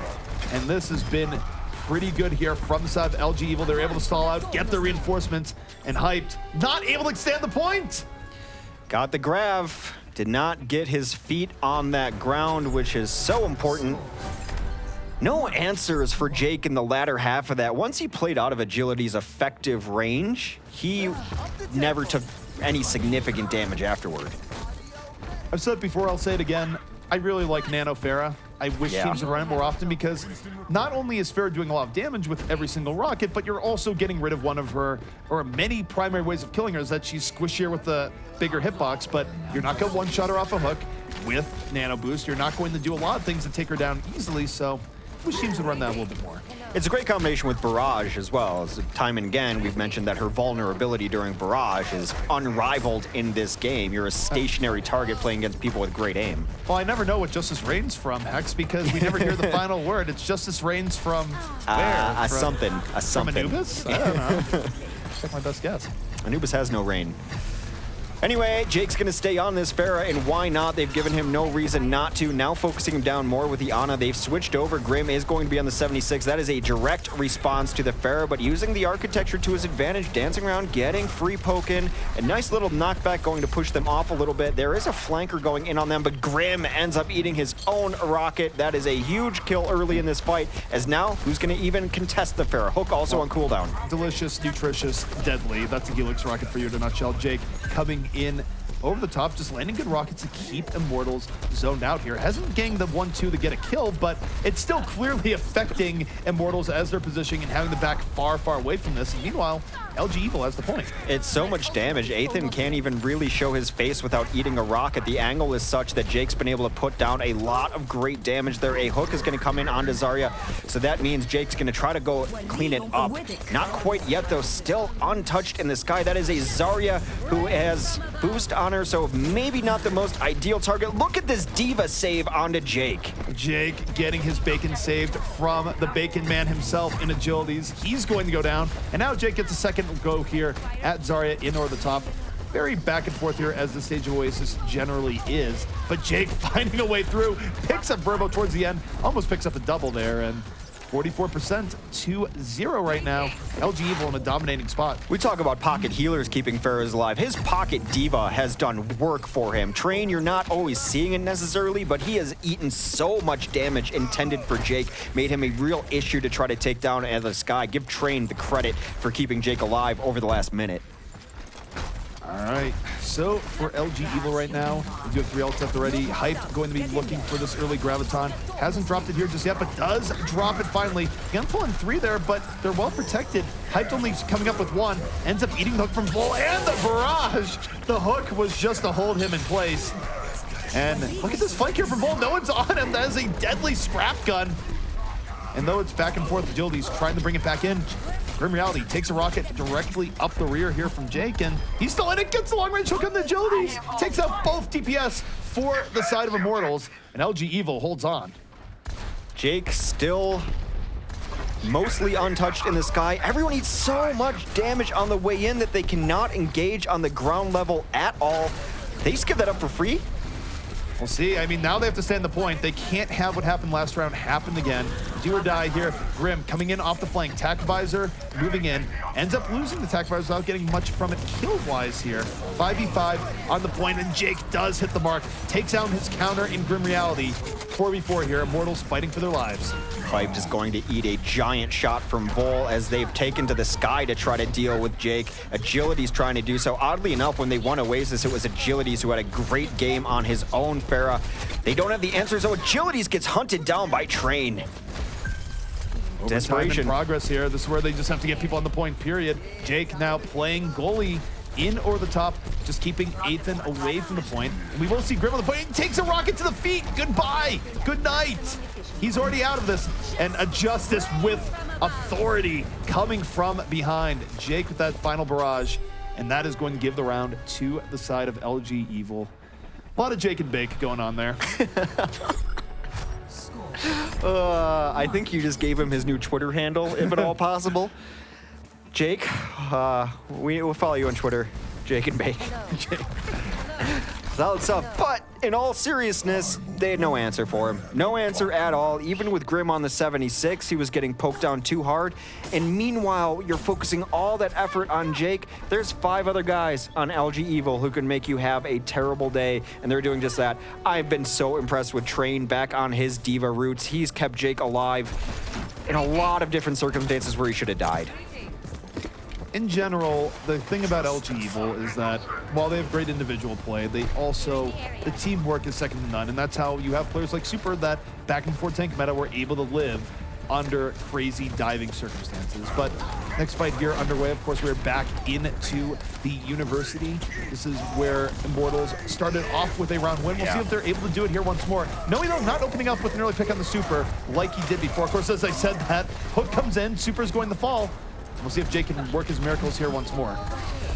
I gotta say, Verbo's got to be getting tired of Jake. He seems to be the first target every time on that list when there are not other supports. Oh, but there's another support. There goes Ethan. Jake bringing his team back from the brink. They all chime in on those kills. First capture goes to LG Evil.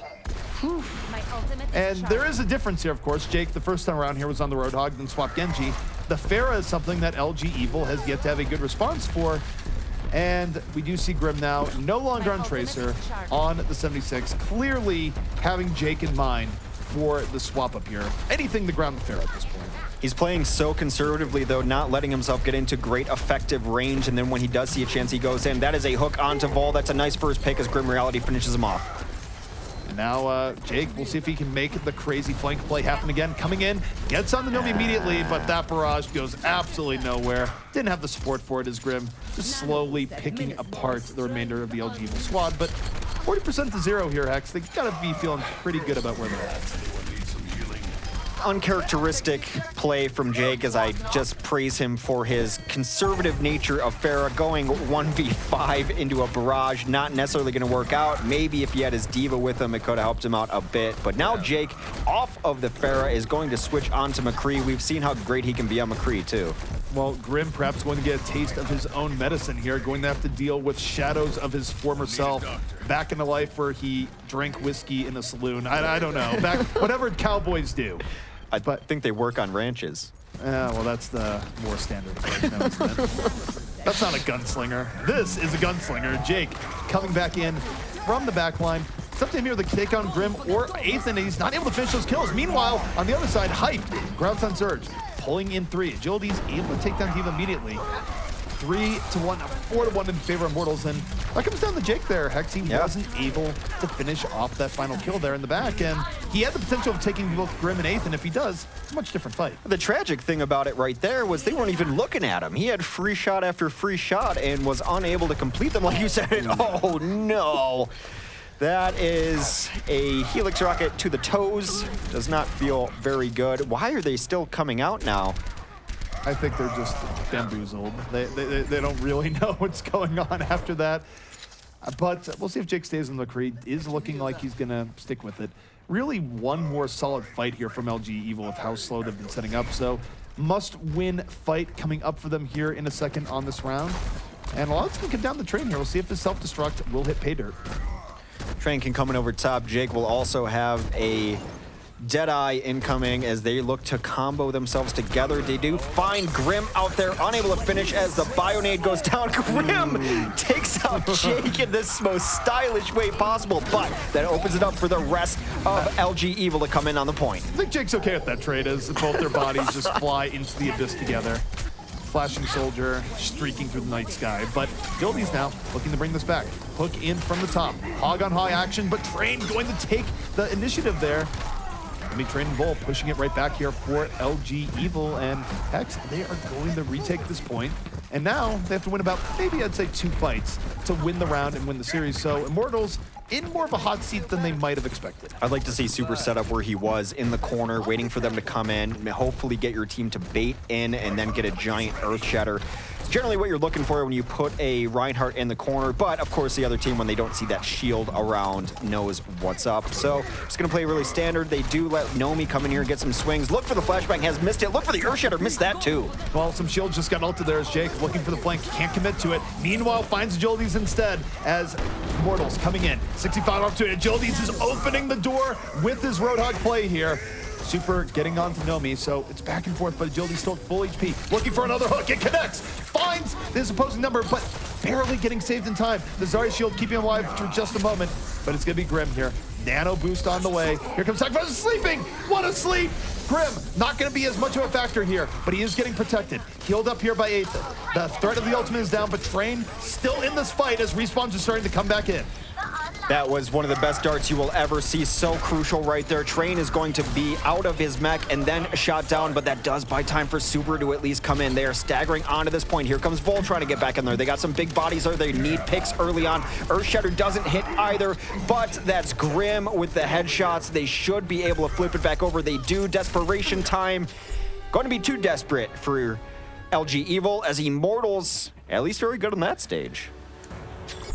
Immortals clearly has more of a code crack there. And conversely for LG Evil, they were really swapping around their compositions quite a bit. Starting on the Pharah, then getting off the Pharah, going to McCree when the 76 swap up came into play. Jake was over-aggressive in a lot of different ways on the Pharah early on. Even his McCree was trying to roll through backline, which obviously wasn't punished as much as it should have been, but then he didn't take advantage of it when he should have. I think he may have died a little too often, maybe playing with his team a little closer, but... Grim confronted the shadow of his past and defeated that McCree in the last round. He has taken his power, and now he has assumed the mantle of McCree for himself here, Hex. Man, this Grim guy sounds terrifying. Anyway, he is. He's going to be on McCree instead. Again, Nomi also with another really good game. This is where Jake ran wild on his Pharah, which is likely why you're seeing the blind pick of McCree from Grim right now. He does have him in his sights. 1, 2, not enough to finish him off as they will take the high ground. He's behind his Diva again. So far, no eliminations for either side. Grim had the opening to take out Jake there, and unfortunately was pushed right back. Jake getting healed up. And you take a look at the damage between both teams. Immortals is slightly losing the poke for it here, but Super gets caught out in a hurry. Suddenly, it shifts immediately. Agilities and Grim Reality exploding. 4 unanswered kills. And just like that, LG Evil loses their positioning, loses their poke advantage, and loses the point. Super is getting focused much in the way Nomi was getting focused previously. Jake now off of the Pharah onto the McCree. This was the battle I wanted to see in pregame. We'll see if it comes to fruition. It might be a tropical area, but it might as well be high noon at the corral right now because Vol coming in, taking down Agilities. Jake, though, on the Nomi, so 2 quick kills here. But where's our Cowboy versus Cowboy matchup? Jake gonna take the first one ahead to shot to Grim Reality's head. He's immediately out of there. And as a result, LG Evil going to retake this point in short order. See where they want to hold. They're generally a more aggressive team, but I think they're just going to rotate top. That is exactly what they're going to do. Jake is going to hit his hello game on. It's been on point for sure. He's going to be behind both tanks, and now we've got McCree's behind Reinhardt's poking at each other. That's about where we stand right now. 20% for LG Evil, as it looks like they're trying to get back on the point. Jake, again, very far out here. This is questionable. Very questionable as Jake is fighting himself out in the middle of nowhere. But while they were chasing Jake, Train and Vol were able to come in through the front, so the McCree bait has worked, and he's not even dead. Wait, Jake, you did get the help. No, he wants to help his healers. Totally intentional. That is actually, you're right, that is intentional. That's a case where, you're right. I don't know if it was or not. No, I think that actually was the reason. I mean, it's extra ult charge. You're not, I don't think he just ignored the help for no reason. Does go for the flashbang in onto the Zarya. Doesn't get it immediately. 2 knockdowns off the Earthshatter, but the counter grab is out. We'll see if the fall through is there for Immortals. Doesn't look like it is, as Jake coming back in finds Ethan with Super. And this room turning into a party room in short order. The way you use party room is how I use the term slaughterhouse. It's very, very different. But yeah, you're right. That was not the follow through they wanted on the Graviton, unless your follow through was going to be a M1 Ana. Pax, I was thinking about inviting you to a party this weekend. I'm going to be busy. I have things to do. I'm going to be out of town. We live in the same place. Oh, God. All right. The party's at actually where we're living. Jake on the high ground with Deadeye trying to pull off the highest of noons. 81% now for LG as they try to close out. They win this fight. They very likely win the stage and series. Deadeye coming in over the top. Jake looking for the happy low skulls. Doesn't get it immediately, but doesn't even need it as it's trained, making the most of his distraction. 3 kills here coming in from LG Evil. 95% on the verge of winning the series decisively in a 3-0 fashion, and they do just that. The delay does not come in from Immortals, and LG Evil in a very strong showing. Their first series played under the LG moniker, and it's a good one. Well, the highlight was definitely Nomi for Immortals. He turned it on during some of these stages. We're going to see him charge through right now, but can't say enough about LG Evil. They've only dropped 3 maps, I think, this entire tournament. They've dropped 0 sets, currently undefeated in the Overwatch Carbon series.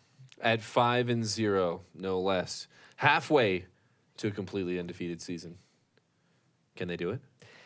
Unless there's an Eli Manning waiting for him in the playoffs. Yeah, how do you like it? Oh, it feels bad. I mean, really, it's my family ties there. I think even if my dad doesn't watch you on Lightcast much, but if he did, you just sent a dagger through his heart. I'm sorry. Get I'm some sorry. hate mail. Sorry, Papa ZP. Yeah, you get some Papa CP hate mail. Speaking of mail, it sounds like my party invite maybe got lost in the mail, so... Oh, you're invited, absolutely. Oh, okay. Just show up.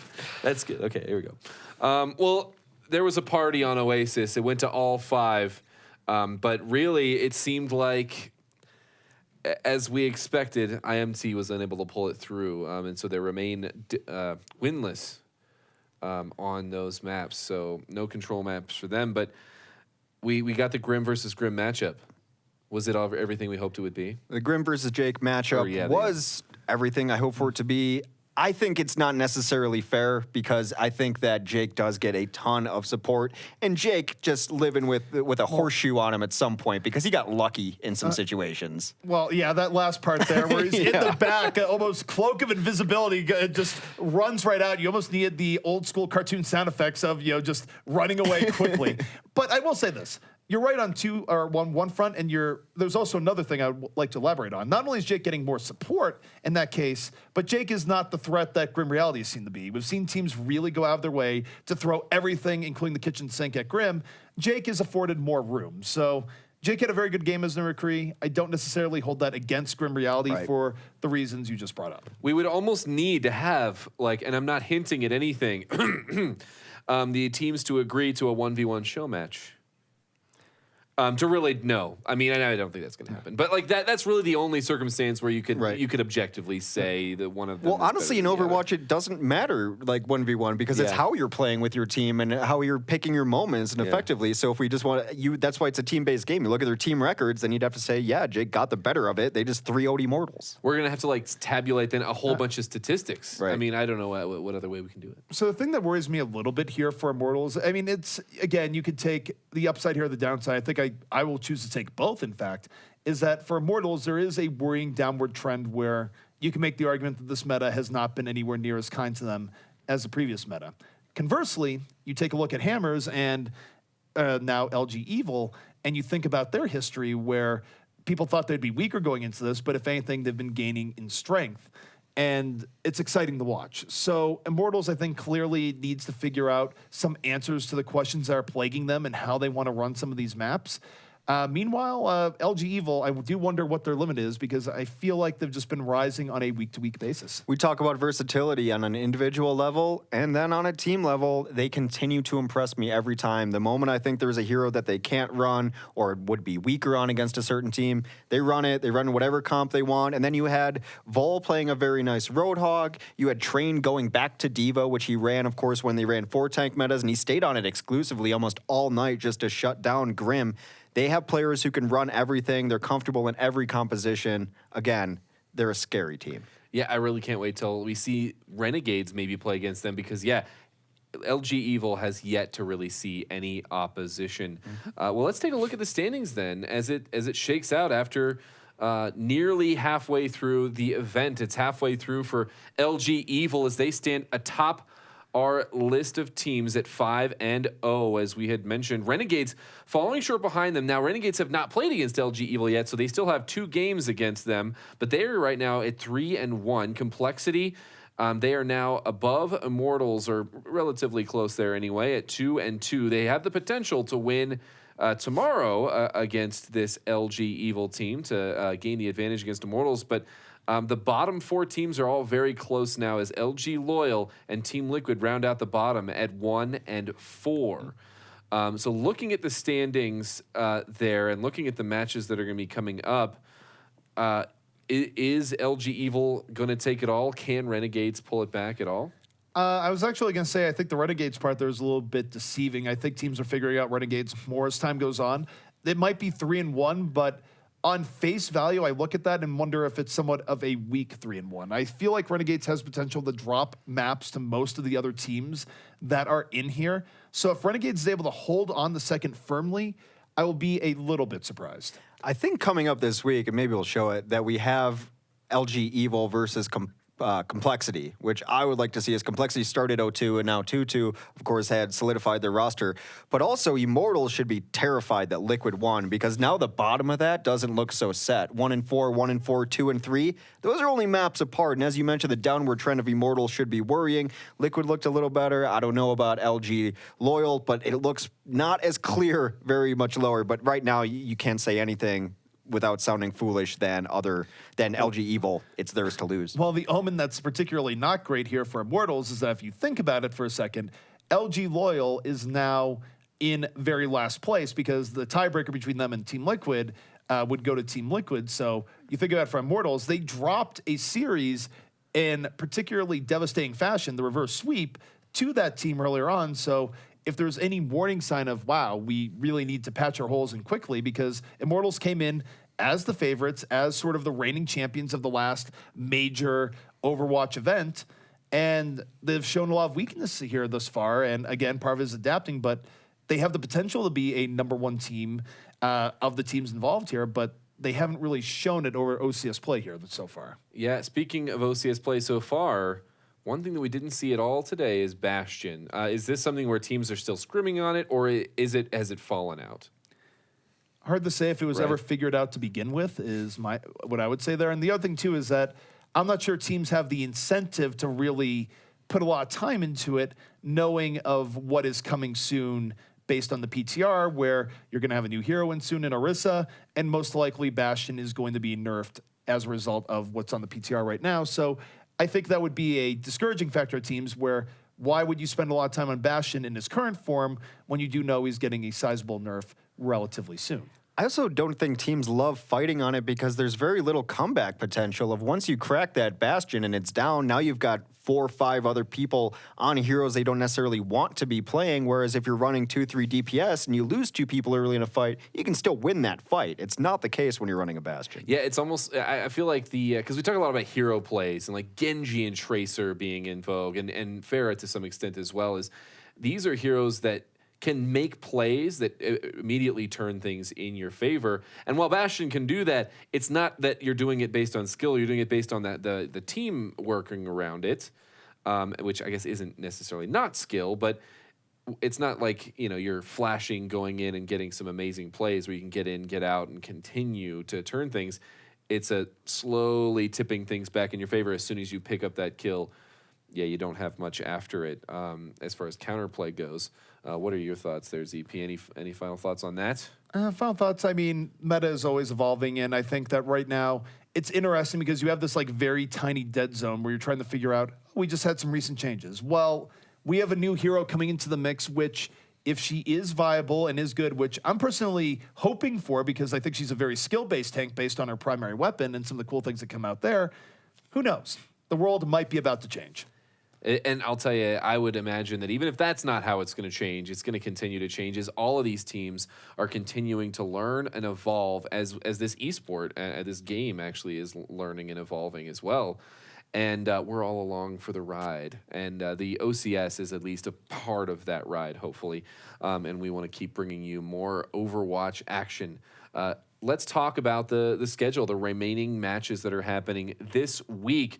So, first of all, following this broadcast, there will be a rebroadcast on this channel. So, if you missed LG Loyal versus Team Liquid or LG Evil versus Immortals, go ahead and continue to tune in, and you can catch up on all of that action.